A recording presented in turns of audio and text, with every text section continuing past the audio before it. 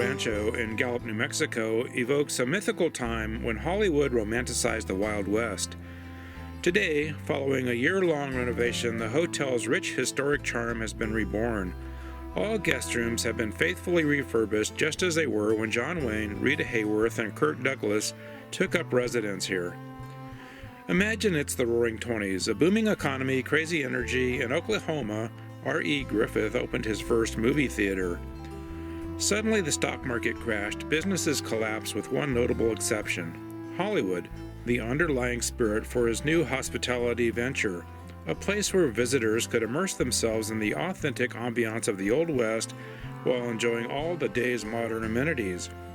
His newest project would be called Hotel El Rancho, a true Western experience on the soon-to-be immortalized Route 66.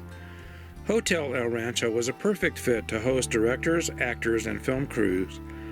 The hotel could provide a level of service and comfort to Hollywood's movie makers that was otherwise unavailable in Gallup.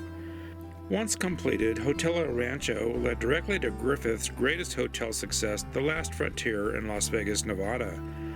Opened in 1942, this famous Western-style casino hotel was a grand expansion on the themes first explored at Hotel El Rancho. On our way to photograph the first steam excursion in 2024 at the Grand Canyon Railway, we spent the night in Gallup at El Rancho.